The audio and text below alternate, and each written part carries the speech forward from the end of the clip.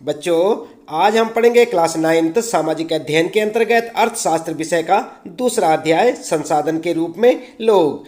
हम आपको बताएंगे बच्चों इस पाठ से संबंधित प्रश्नों के उत्तर। तो चलिए शुरू करते हैं। सबसे पहला प्रश्न है यहाँ पर आपका, संसाधन के रूप में लोग से आप क्या समझते हैं? उत्तर में आप लिख सकते हैं बच्चों, संसाधन के रूप में लोग किसी देश के कार्यरत लोगों को उनके वर्तमान उत्पादन, कौशल एवं योग्यताओं का वर्णन करने का एक तरीका है। यह लोगों की सकल घरेलू उत्पाद के सृजन में योगदान करने की योग्यता पर बल देता है।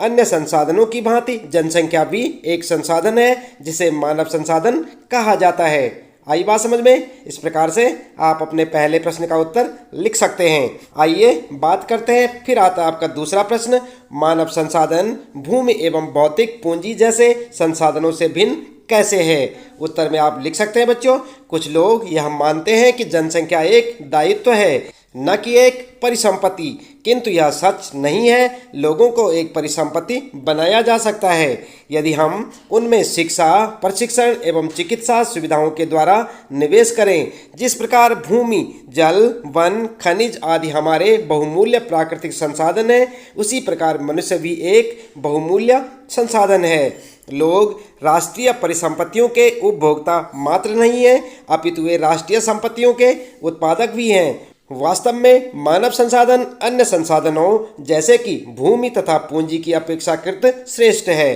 क्योंकि वे भूमि एवं पूंजी का प्रयोग करते हैं। भूमि एवं पूंजी स्वयं उपयोगी नहीं हो सकते। आई बात समझ में? इस प्रकार से आप अपने दूसरे प्रश्न का उत्तर लिख सकते हैं बच्चों, साथ साथ याद भी करते रहें। फिर आता आपका तीसरा प्रश्न, मानव पूंजी निर्माण में शिक्षा की क्या भूमिका है? उत्तर लिखेंगे, मानव पूंजी निर्माण अथवा मानव संसाधन विकास में शिक्षा की महत्वपूर्ण भूमिका है। शिक्षा एवं कौशल किसी व्यक्ति की आय को निर्धारित करने वाले मुख्य कारक हैं।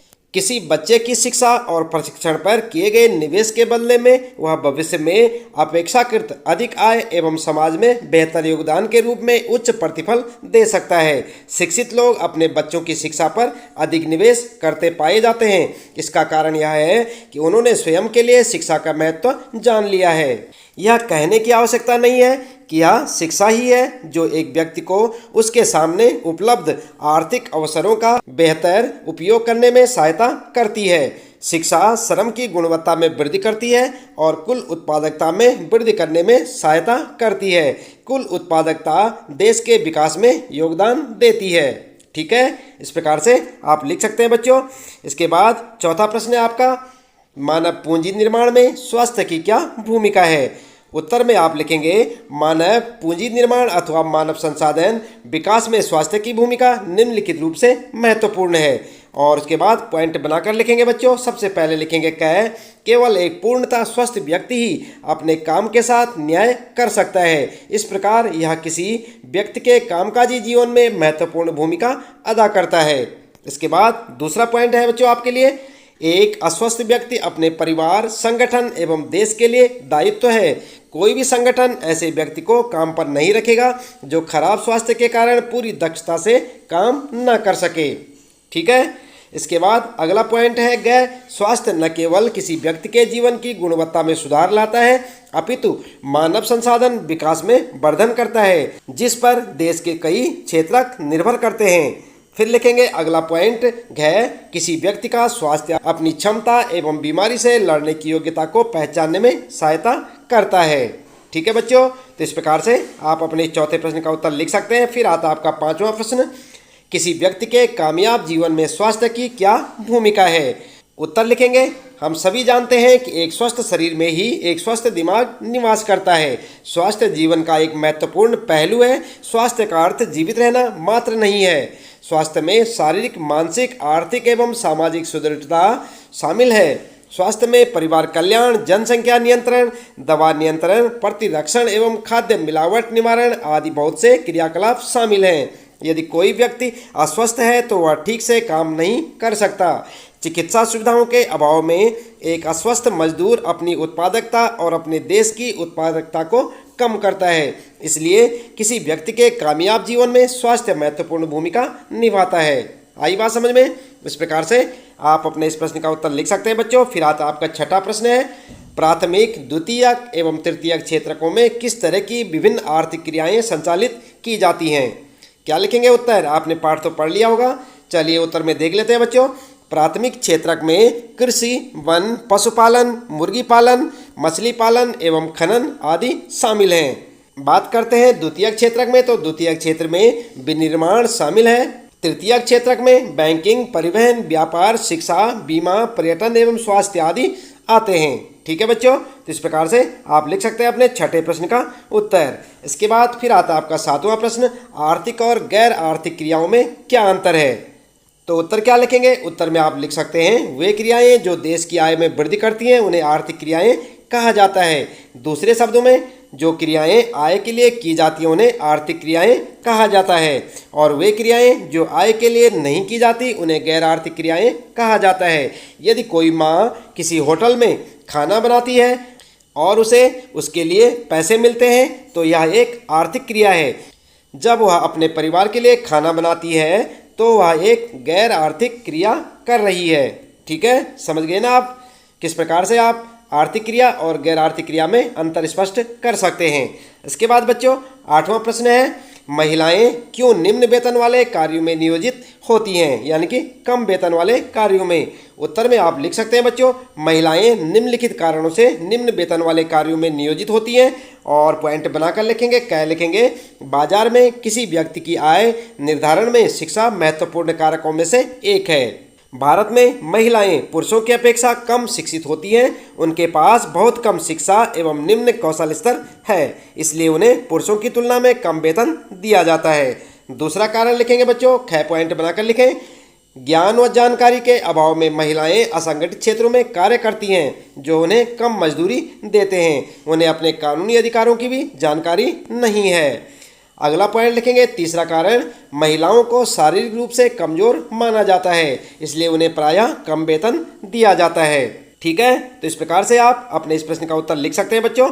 इसके बाद आता है फिर आपका 9वां प्रश्न है, बेरोजगारी शब्द की आप कैसे व्याख्या करेंगे?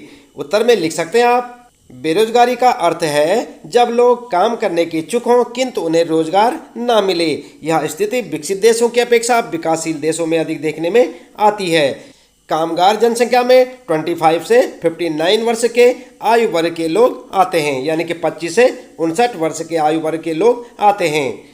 इसके बाद अगला प्रश्न है बच्चों, प्रच्छन्न और मौसमी बेरोजगारी में क्या अंतर है? आप जानते हैं क्या अंतर है, आपने पाठ में पढ़ लिया होगा बच्चों। चलिए उत्तर में देख लेते हैं। सबसे पहले लिखेंगे आप प्रच्छन्न बेरोजगारी और हेडिंग डालकर लिखेंगे, प्रच्छन्न बेरोजगारी में लोग नियोजित प्रतीत होते हैं जबकि वास्तव में वे उत्पादकता में कोई योगदान नहीं कर रहे होते हैं। ऐसा प्रायः किसी क्रिया से जुड़े परिवारों के सदस्यों के साथ होता है।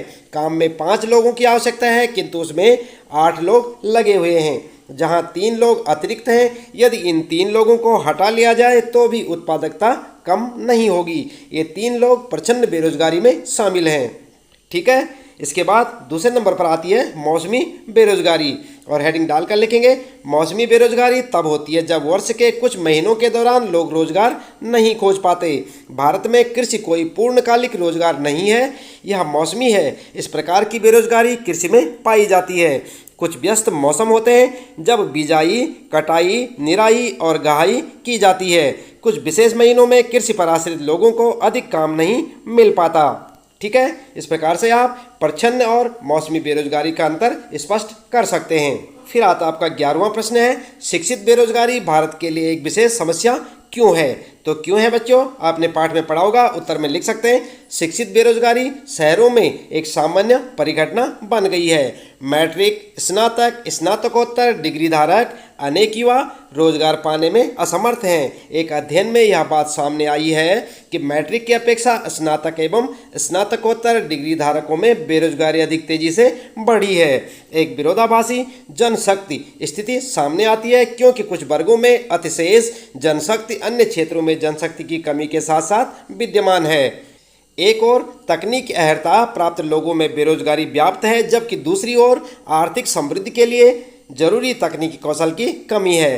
तमाम बातों को ध्यान में रखते हुए हम कह सकते हैं कि शिक्षित बेरोजगारी भारत के लिए एक विशेष समस्या है। ठीक है, इस प्रकार से आप अपने 11वें प्रश्न का उत्तर लिख सकते हैं। फिर आता है बच्चों 12वां प्रश्न है, आपके विचार से भारत किस क्षेत्र में रोजगार के सर्वाधिक अवसर सृजित कर सकता है? तो आप जानते हैं किसमें? उत्तर लिख सकते हैं बच्चों, हमारी अर्थव्यवस्था में श्रम का सबसे बड़ा अवशोषक कृषि क्षेत्र है, किंतु हाल ही के वर्षों में प्रचंड बेरोजगारी के कारण इस क्षेत्र में गिरावट आई है। कृषि क्षेत्र में अधिशेष श्रमिक द्वितीयक या तृतीयक क्षेत्रक में जाना चाहते हैं। द्वितीयक क्षेत्रक में श्रम का सबसे बड़ा अवशोषक लघु स्तर विनिर्माण क्षेत्र है। तृतीयक क्षेत्र में श्रम का सबसे बड़ा अवशोषक विनिर्माण क्षेत्र है। तृतीयक क्षेत्रक में कई नई सेवाओं का आगमन हुआ है, जैसे कि बायोटेक्नोलॉजी और सूचना प्रौद्योगिकी। हाल ही के वर्षों में बीपीओ अथवा कॉल सेंटर उद्योग में सर्वाधिक नौकरी के अवसर पैदा हुए हैं। मध्यम रूप से शिक्षित युवा वर्ग के लिए ये वरदान साबित हुए हैं। ठीक है, इस प्रकार से आप अपना उत्तर लिख सकते हैं बच्चों, साथ साथ याद भी करते रहें। और फिर आता आपका 13वां प्रश्न, क्या आप शिक्षा प्रणाली में शिक्षित बेरोजगारों की समस्या दूर करने के लिए कुछ उपाय सुझा सकते हैं? तो सुझा सकते हैं बच्चों, चलिए उत्तर में देख लेते हैं। शिक्षा प्रणाली में शिक्षित बेरोजगारों की समस्या दूर करने हेतु निम्नलिखित उपाय सहायक सिद्ध हो सकते हैं। और कौन कौन से उपाय? पॉइंट बनाकर लिखेंगे, क्या लिखेंगे? केवल किताबी ज्ञान देने की अपेक्षा अधिक तकनीकी शिक्षा दी जाए। दूसरा पॉइंट लिखेंगे बच्चों, शिक्षा को अधिक कार्योन्मुखी बनाया जाना चाहिए। एक किसान के बेटे को साधारण स्नातक की डिग्री देने की अपेक्षा इस बात का प्रशिक्षण दिया जाना चाहिए कि खेत में उत्पादन कैसे बढ़ाया जा सकता है। अगला पॉइंट लिखेंगे, गैर शिक्षा को लोगों को स्वावलंबी एवं उद्यमी बनाने के लिए प्रेरित करना चाहिए। अगला पॉइंट लिखेंगे बच्चों, शिक्षा के लिए योजना बनाई जानी चाहिए एवं इसकी भावी संभावनाओं को ध्यान में रखकर इसे क्रियान्वित किया जाना चाहिए। अगला पॉइंट लिखेंगे बच्चों, रोजगार के अधिक अवसर पैदा किए जाने चाहिए। ठीक है, इस प्रकार से आप अपना उत्तर लिख सकते हैं। इसके बाद आइए देखते हैं, यहाँ पर 14वां प्रश्न है, क्या आप कुछ ऐसे गांवों की कल्पना कर सकते हैं जहां पहले रोजगार का कोई अवसर नहीं था लेकिन बाद में बहुतायत में हो गया? तो जानते हैं बच्चों आप कुछ ऐसे गांवों को या उनकी कल्पना कर सकते हैं? चलिए उत्तर में देख लेते हैं।